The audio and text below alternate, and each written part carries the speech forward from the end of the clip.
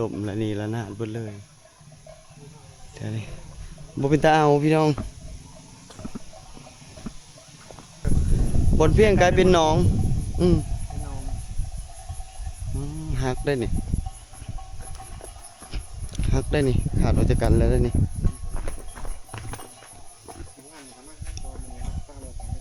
เพื่อนหลังนี้บ่ได้น้ำเฮียนเห็นตัวเทิงเพื่อนตัวนี้ตะกี้สูงได้สูงบ่นี่สูงหลังเพื่อนนี่ประมาณวิดหัวไปสูงมันน้ำพัดแต่ดินมันลงเชื่อนลงฮักได้พี่น้องเอ้ยเบิ่งนี่สวัสดีท่านผู้ชมตอนนี้เรากำลังเดินทางข้ามไปบ้านอาจารย์ฝากอันเซฝากนั้นน่าจะได้รับผลกระทบหลายกว่าฝั่งอันที่เราได้ถ่ายให้พี่น้องเบิ่งนี่มันต้องได้ข้ามเซไปเราก็ยังบ่ได้ไปจะเทื่อได้ตั้งแต่น้ำท่วมตกนี่มากับบาวิลลี่คือเก่าพี่น้องเอ้ย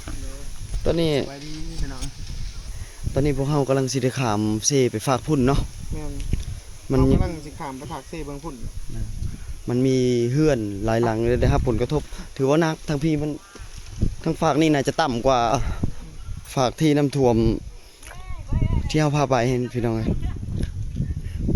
เขาจะได้ลงเหือได้ถามไปพุ่นเดี๋ยวไปเบิ่งความเสียหายมันสีนักหนาซ้ำใดเนาะไปดีเด้อเห็นเก่าเลยใส่เนื้อจะเผาไว้แล้วถามไปโอ้ยเจ้าพ่อคนไทย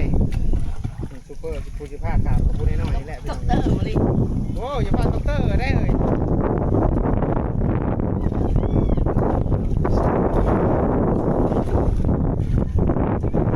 เลิกได้นานแล้ว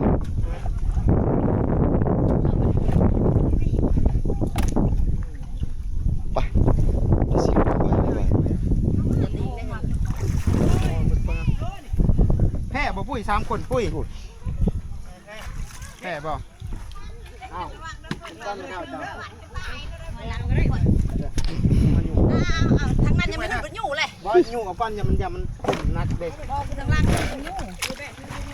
อยู่ยู่เสียวบัดนี้บ่นั่งดีได้อยู่ดีเด้อบ่ดิเอาอย่าจับแขนมันเสียวนั่งเลยจับแขนบ่ได้ตายตัวเองเคยนั่งเหือซ้ำเดี๋ยวจะข้ามไปข้ามไม่เท่าข้ามไปพี่น้องเลยเนาะกำลังจะข้ามพาเต้บางคนนั่งแคบนี่หึมเลยน่าจะน้อยเนาะเดี๋ยวดีเด้อทำหันใจเลยทำหันใจ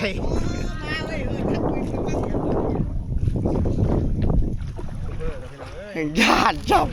ไม่ได้เคยขี่เหือเลยเป็นได้ละพายเหือนี่พี่น้องเลยใหญ่ก็มูเล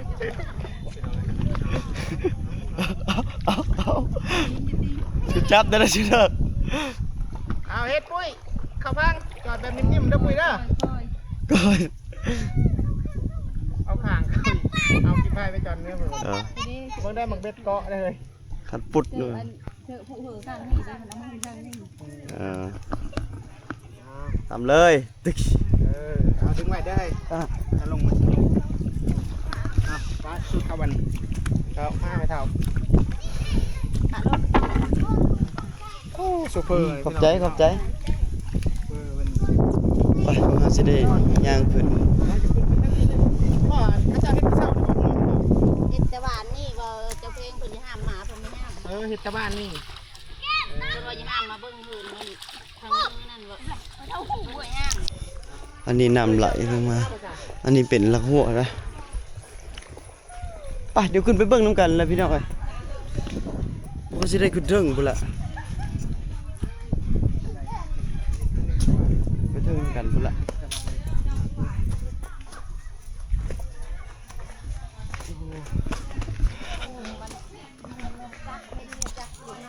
เห็นเลย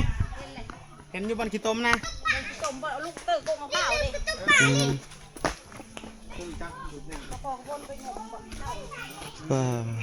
แม่กระพนก็มาจะไทยบ่แม่กระพนก็มาบ่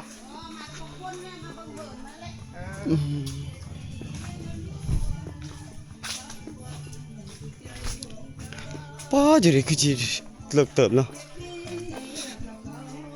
โอ้มวนเถอะพี่แล่นในเขตน้ำเลยนี่ แม่นพอที่แล้ว อ้าวใครแต่ทางนี้มันมีแต่เฮือนไม้เนาะ มันนำมันไล่มีเฮคันนี้ มันมีแนวตันนี่เด้พวกหัวพวกหยัง เนื้อนั่นน่ะไม่เห็น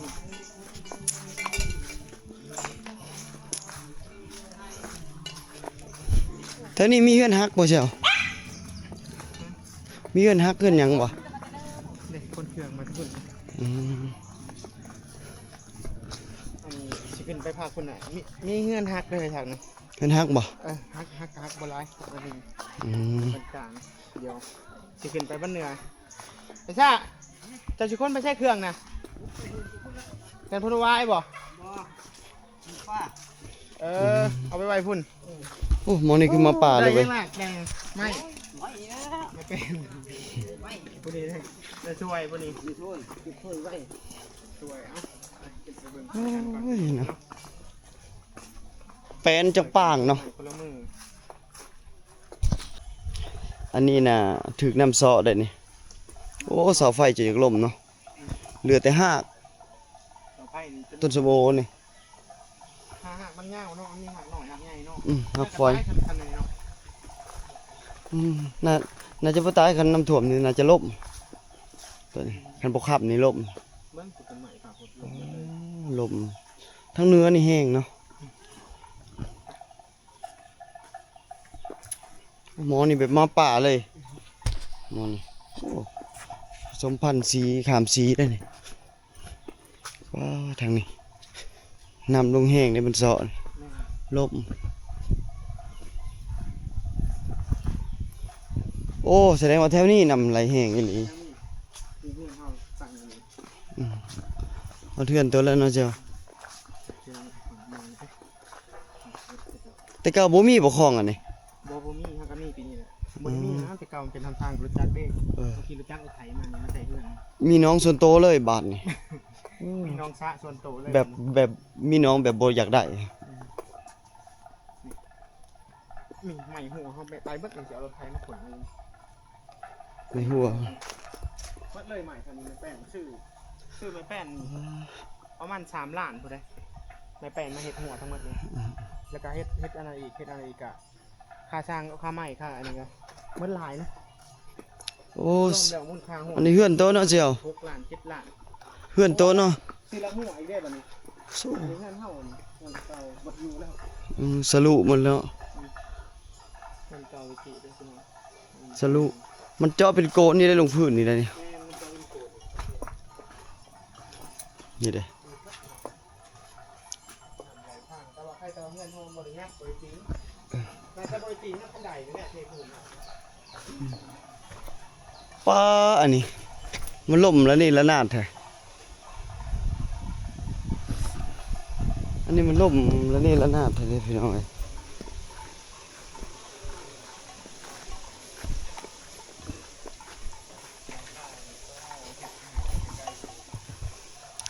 หักหมดเลยโดยเพ่ๆมันนี่เพิ่นเก่าบิลลี่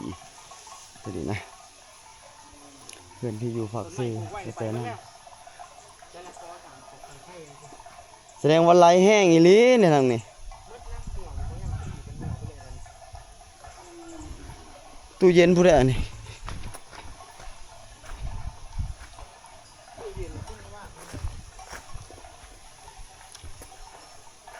เรียบร้อยไหลน้ำมาได้ดิ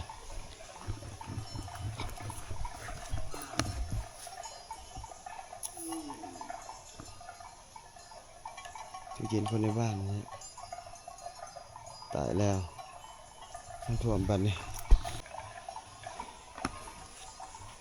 อันนี้นี่ต้นกล้วยต้นพร้าวล่มเบิดล่มละนี่ละนาดเลยแท้นี่บ่ได้เหลือจังเลยโอ้ถือว่านักเด้อเดี๋ยวนี้ถือว่านักแห้งลีเลยพี่น้องเอ้ยเป็นหนองเลยเนาะบาทนี่ จากน้ำเพื่อนน่ะบ่เห็นได้แต่ว่ามันงุ่มเมื่อเช้าน่ะเห็นแล้วบัดนี้เขาเจ้าบ่อยู่ใช่มั้ยเขาเจ้าแบบว่า ยังนี่ขาด เขาเจ้าจักไปใช่หมดแล้วเจ้าของเฮือนก็ ผู้ ป๊าด ผู้หนึงก็ย่างขามสวนกับเฮาทั้งเทศได้เจ้าของงานนี่ก็มาแต่กรุงเทพเจ้าของงานนี่มาจากกรุงเทพแล้วมาเบิ่งย่างสวนกับเฮาเลย ป้าเหือนหลังนี้ล่มแล้วนี่ระนาดเลยอันนี้ เป็นหนองเลยท่าน เป็นน้องอ้าย เอา โอ้ my god ลุ่มไปลอง อ้าว อ้าวเฮ้ยมาเลยเว้ยลิฟต์ลงหันเพียงข้อนี้ได้ไหมลงมันใต้ก็เป็นพากันไปเฮ็ดอยู่เฮ็ดกินอยู่มันใต้ ล่มแล้วนี่ระนาดเบิดเลยเดี๋ยวนี้บ่เป็นตาเอาพี่น้อง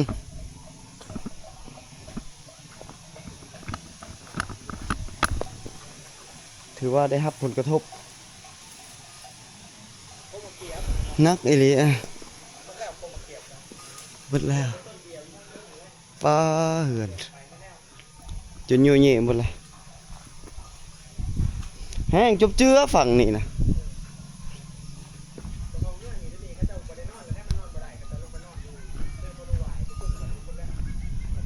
เขาเจ้านอนบ่ได้แล้ว นอนได้ยำปีนทับหัวเนาะแบบนี้สภาพนี้เลยโอ้ถือว่าได้รับผลกระทบหนักแห้งอีหลีเพื่อนหลังนี้นะ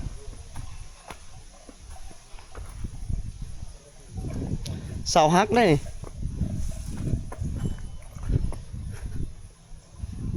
โอ้หักเลย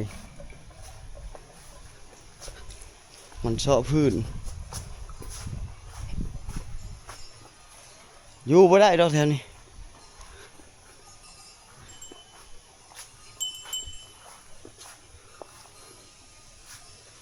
ลมละนี่ละนาดโอ้ตะกะบาบแห้งอีดีเลยพี่น้องเอ้ยนี่เชียวป้าพี่น้อง ที่พาตู้เย็นตก มีแต่ไม่เฮือนเลยนี่ พาตู้เย็นตัวนั้นนะฮอดที่แล้วได้นี่ ฟ้าตู้เย็น ตู้เย็นเขาจะให้กระซื้อเขาจะว่าตู้เย็นไม่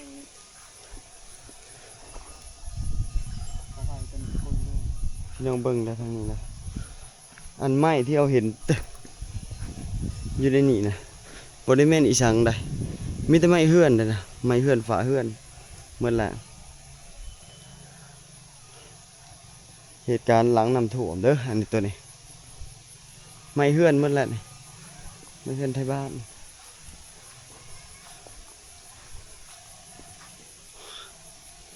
เป็นมีแต่สังกะสีเฮือนมันแตกเด้บ่มีเฮือนหลังใดอยู่ดอกทางเหนือนี่ถือว่าแห้งอีหลีมันถล่มลงไปหมดเลย มันสิเป็นสายห้วยต่อไปมันสิเป็นห้วยแล้วนี่มันต่อใส่กันปะออกมาพี่ทุกคน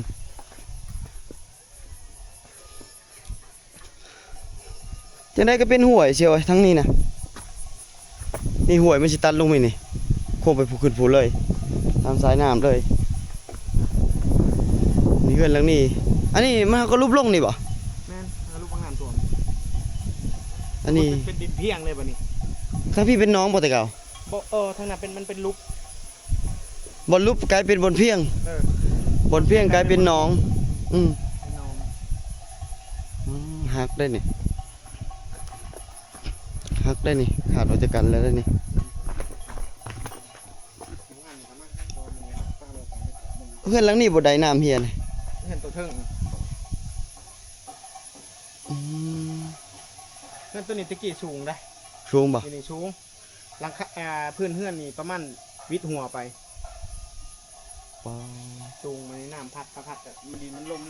เชื่อนลง หักได้พี่น้องเอ้ยเบิ่งนี่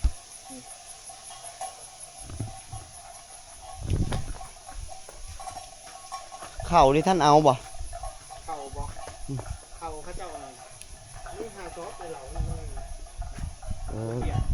เรือบ่หลายปานใด เรือโบราณเนี่ยหาซอฟบ่เปียกบ่เข่ากินแล้วขายแน่นะ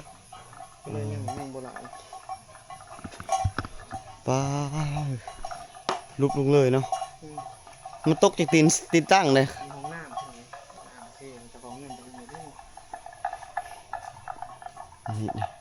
เราเข่าใครแต่เข่าบ่หลาย นี่ห้องน้ำแตกห้องน้ำแตกหมดเลย เจ๊ไปเลย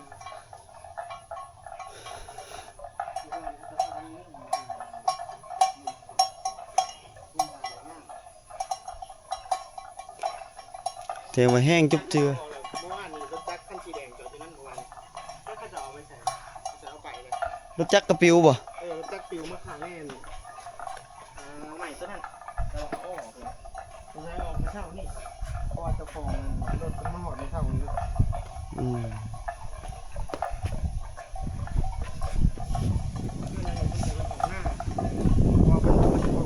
ของพบไปอยู่หน้าเลยหน้าพบแล้วพากันไปอยู่หน้าเอาไปหมดเลย คือบุยไปกล้าอยู่แล้วบัดนี้นะดินมันถล่มลงไปเนี่ยดินมันยุบโต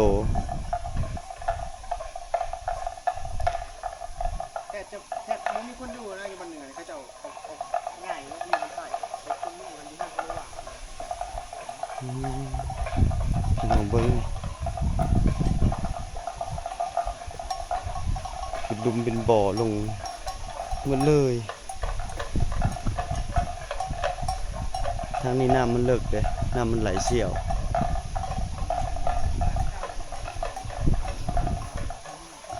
โอ้ยวะเต็มที่แล้วเนาะพี่น้องเนาะอันนี้เถอะสิอยู่ได้จังได้ลมแล้วนี่ละนาดถ่วมจนนิมิตหลังคาพอได้ดิเหนือนี่บางหลังเหือนต่ำแน่นี่มันถล่มลงมาแบบนี้มันจะเป็นหลุมเป็นบ่อเลยเศร้ามาตั้งเหือนอยู่น้องเลย เจ้าห้องมันนะ ลมได้น้ ไดน้ำ ำอยู่นี่บอกเขาเห็นนะ ซึ่งว่าจะเป็น น่าจะอยู่นี่แหละเราว่า เล่นหาไดน้ำได้สูบน้ำมันง่ายเลย อืม สูบ เดี๋ น้ำ ยว ข้างหน้านะ หัวมันนี่ ตัวนี้บ่ยันแมนตัวนี้เลย ได้สูบน้ำเขาหน้า พากันงุ่มหาในหนองนี่แหละมันกันพอเจะของเฮือนนี่บ่อยู่เลยเครื่องของเขายังเต็มในทั้งเฮือนในเฮือนเฮือนหลังนี้กับเฮือนหลังนั้นนะสองเฮือนกับสามตัวนั้น เสาไฟนี่ล่มทับเพื่อนเลยนี่ แม่เสาไฟลมทำเฮือนเลยแต่ว่าไฟฟ้าเพิ่นมาปลดแล้วไฟเมื่อวานนี่ไฟฟ้ามันมาปลดแล้วห้องน้ำมันก็จะไปแล้วห้องน้ำห้องเหนือ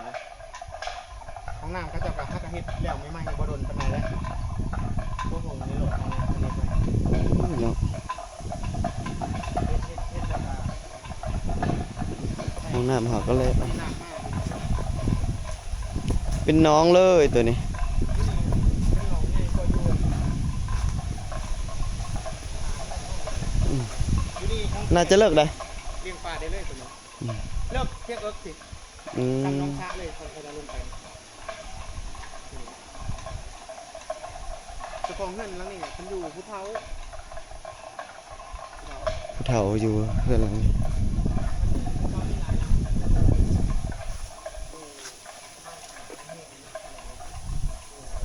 โอ้เนาะ ปันเข่าเต้าไปหน่อยตะกี้หนึ่งใส่ในมะพร้าว เป็นน้องปลายังเลยห้องน้ำก็สิลบย้อนบูสิหนี้ไปทางใดมันเป็นดินทรายเดี๋ยวมันจึงเซาะง่ายกระโดดนี่ เจ้าของเฮือนก็พบไปน้ำบดอยากท่านคนแล้วขึ้นมาว่าเขาจะค้นเครื่องนั้นให้ออกนิดนึง บ่ทันคนเครื่องซั่นบ่ แล้วคนท เพื่อนมันยุบตัววุบกึบกึบกึบกึบแล้วป๊อบแล้วคันโดดลงจากอันนี้ก็ปิ้วไปตามน้ำท่านนี่แสดงว่ามันแห้งอะไรนี่แห้งแบบ ำน้ำอยู่นี่นะแห้งอยู่บ้านนี้เพราะว่ามันซึมกับน้ำเซ่เลยน้ำเซ่มันมาซึมนี่เลย มันหลัดเด้ ซึมมาเลย เพิ่นอันนี้แล้วสิเป็นเซ่นี่ ต่อไปมันน่าจะรัดบนนี้น้ น่าจะหลัด ำน้ำเซ่อยู่นี่ โอ้แต่เก่านี่เป็นเพียงว่าจังจ้ะทรงเพียงหมดเพียงหมดเลย อันนี้บ่แม่นว่ามันเป็นน้องแต่เก่าได้ ดินเที่ยงปกตินะทางยังไปมาปกติแล้วนี่เป็นทางรถมันไม่เป็นทางง่าย แล้วพี่น้องเว้าง่ายซะเพื่อนนี่แม่นอยู่มันยังบ่ทันล่มแต่มันโง่มันยังบ่มีประกล้าอยู่เลยจะมันปีน คือว่าสาหัสโอ้ยอดพร้าวแล้วยังบ่ได้ตัดเลยนี่ยอดพร้าว ข้าวหน่อยเลย เขายังบ่ได้ตัดได้ยอดนี่ เตามานะน่าจะกินแคบบ่ แม่น น้องข้าวแคบบ่ โง่เลยกิน อันนี้อย่างนี้มันเป็นเตาห่างอย่างนี้นี่เป็นหัวนี่หากเตาบ่เนี่ย เงาไผ่ หึ เงาไผ่ เงาไผ่บ่นี่คือหากเตาเนาะพวกเตา บ่แม่น กอย ก้อย แม่นบ่แม่นกอยบ่ อืม โอ้กอยนี่คักเดี๋ยวได้กอยเนาะ เขากินได้เขากินได้เขาบ่เคยเถื่อ หวาน คือกันกับมันแหละเขายังบ่ได้จะได้เขาไปตัดเอา ฮะ จะได้เขาก็ตัดเอา เขาบ่ตัดครับเนี่ยเขาบ่กิน เงินพร้าว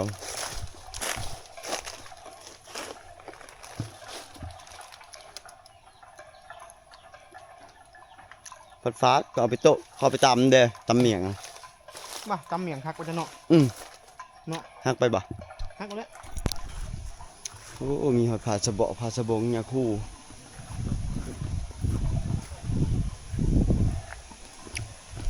กดหมดเลย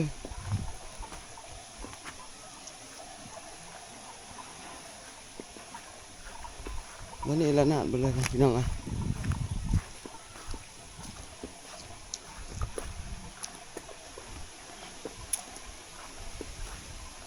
นักนะอยู่บ่ได้คันฝนตกเขาน้ำท่วมอีกก็บัดนี้เพื่อนก็คือสิบ่ยังคือสิปลิวไปเบิดเลยบัดนี้ พวกข้าวพวกนี้ยังได้ ของโตบ่ พวกข้าวแล้วพอดีเขา โอ้เพียงเลยสิได้ยกคลิปแต่เพียงเท่านี้ก่อนเด้อ รวมทางเตือน เราเบิ่งอีพี่ตอนต่อไปบ้านใต้อีกเด้อยังสิได้พาไปบ้านใต้อีกเราเบิ่งอีพี่ตอนต่อไปเป็นกำลังใจให้ทุกๆคนเด้อสู้ๆไปนำกันพี่น้องที่ได้ครับอุกภัยนำกัน ขอให้ทุกท่านอยู่ดีมีแรงร่ำรวยพี่น้องสบายดี